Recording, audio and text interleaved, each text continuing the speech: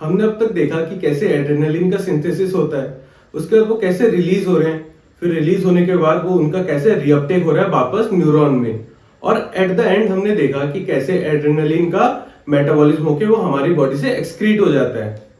अब हम देखेंगे कि किस किस टाइप के रिसेप्टर हैं जहां पे एड्रेनलिन आके बाइंड करता है। वैसे हमने already type of receptor cover कर रखा है एक डिफरेंट वीडियो में, आप उसको देखिए, आपको क्लियर आइडिया मिल जाएगा। अभी हम जस्ट एक ओवरव्यू देखेंगे type of receptor. Adrenaline majorly दो टाइप के रिसेप्टर पे बाइंड करता है, एक है अल्फा और बीटा। अल्फा को फर्दर डिवाइड किया गया है अल्फा 1 और अल्फा 2 में, वैसे ही बीटा को डिवाइड किया गया है बीटा 1, बीटा 2 और बीटा 3 में। हमने ऑलरेडी एड्रेनर्जिक रिसेप्टर वीडियो में देखा है टाइप ऑफ रिसेप्टर और उनकी लोकेशन को कहां पे पाए जाते हैं। हमें पता है ये दोनों जीपीसीआर टाइप के रिसेप्टर है जहां पे बीटा जीएस के थ्रू एक्ट कर रहा है और अल्फा जीआई और जी क्यू के थ्रू। अल्फा रिसेप्टर कॉन्स्ट्रिक्शन में हेल्प करता है और बीटा डायलेशन में। हमने देखा था A B C D, alpha क्या करता है कॉन्स्ट्रिक्शन में, बीटा डायलेशन में। तो आप वो वाला वीडियो देखिए तो आपको एक कंप्लीट आइडिया मिल जाएगा कि कहां पे ये पाए जाते हैं और कैसे कैसे वो एक्ट कर रहे हैं। इसके बाद हम देखते हैं एड्रेनर्जिक ड्रग्स, कौन कौन से ड्रग्स हैं जो एड्रेनर्जिक सिस्टम में आते हैं, या एड्रेनर्जिक एगोनिस्ट या सिम्पैथोमिमेटिक ड्रग्स हम देखेंगे। अब हम देखेंगे एड्रेनर्जिक ड्रग्स या सिम्पैथोमिमेटिक ड्रग्स।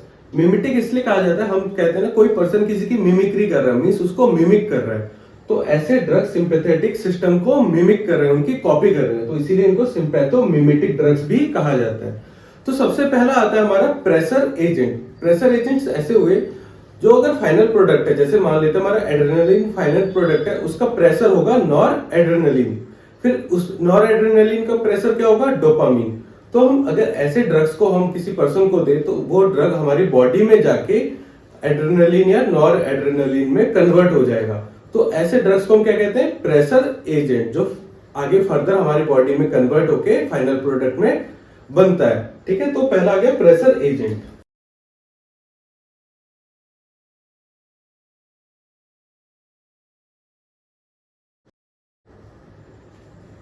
इसके बाद आता है ऐसे ड्रग जो हमारे हार्ट को स्टिमुलेट करते हैं, मींस कार्डियक स्टिमुलेंट।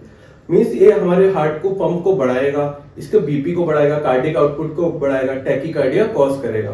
तो दूसरे टाइप के ड्रग कौन से हुए, कार्डियक स्टिमुलेंट।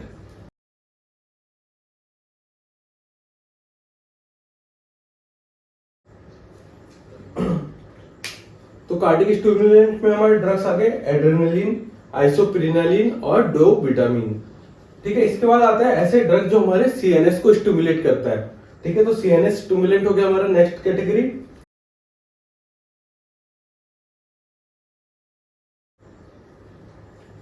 इसके बाद आते हैं ऐसे ड्रग्स जो हमारे लंग्स को, हमारे ब्रोंकियो को डायलेट कर सके, मींस ब्रोंकियो डायलेटर्स।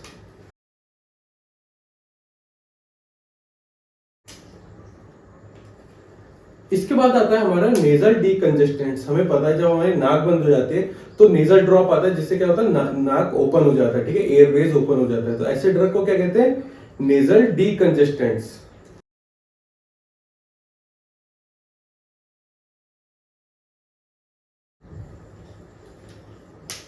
इसके बाद सिक्स्थ है हमारा एनोरेक्टिक्स और सेवेंथ है यूटेराइन रिलैक्सेंट्स। यूटेराइन रिलैक्सेंट्स ऐसे ड्रग है जो हमारे यूट्रस को रिलैक्स करते हैं, जिससे उनकी यूरिन होल्डिंग कैपेसिटी बढ़ जाए। और एनोरेक्टिक्स ऐसे ड्रग हैं जो भूख को कम कर देते हैं। एनोरेक्सिया मीन्स एक ऐसी कंडीशन है, एनोरेक्सिया, जहां पे क्या होता है किसी पर्सन को भूख की कमी हो जाती है, मीन्स वो खाना नहीं खाना चाहता, जिससे उसको कमजोरी हो जाती है। तो एनोरेक्टिक्स ऐसे ड्रग होंगे जो एनोरेक्सिया कॉज करेंगे। ठीक है, किसी पर्सन को भूख की कमी हो सके जिससे। तो सिक्स्थ हमारा एनोरेक्टिक्स एंड सेवेंथ है यूटेराइन रिलैक्सेंट्स।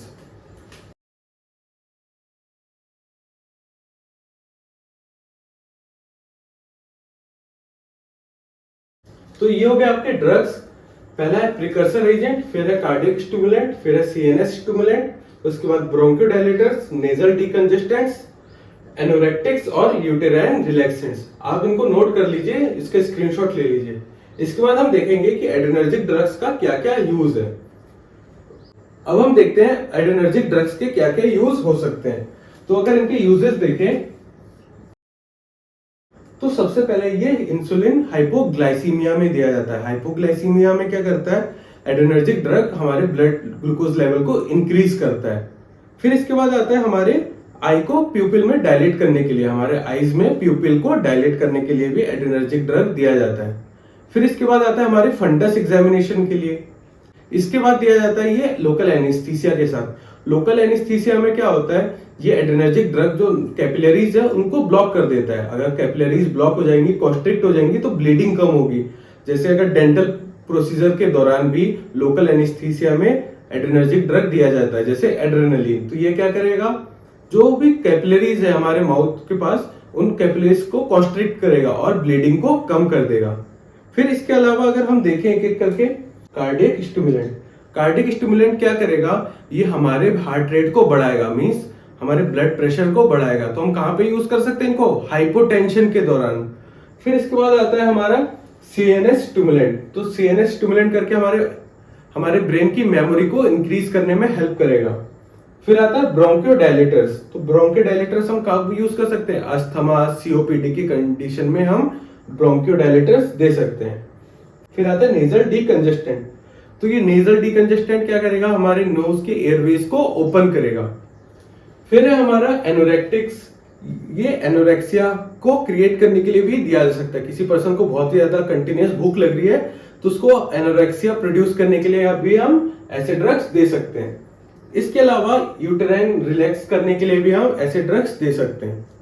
इसके अलावा वेरियस कंडीशन है, जैसे कि शॉक, कार्डियक अरेस्ट, इस टाइप की कंडीशन में भी हम एड्रेनर्जिक ड्रग दे सकते हैं।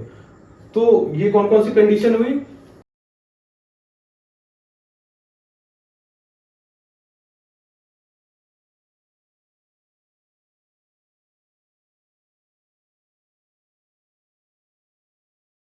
तो ये हो गए आपके यूजेस हाइपोटेंशन में, कार्डियक अरेस्ट के टाइम, सीओपीडी या अस्थमा में प्यूपिल को डायलेट करने के लिए, फंडस एग्जामिनेशन के लिए यूटेराइन रिलैक्सेंट, फिर प्रोड्यूस एनोरेक्सिया, फिर हमने देखा हाइपोटेंशन के लिए हमारे कार्डियक यूज में कार्डियक स्टिमुलेट होगा तो हाइपोटेंशन को ओवरकम कर सकते हैं।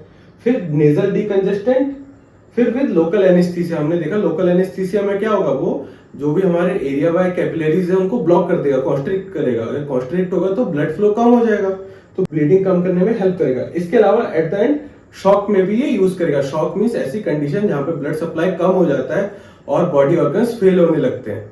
तो ये हो गए आपके यूजेस, इनको आप नोट कर लीजिए।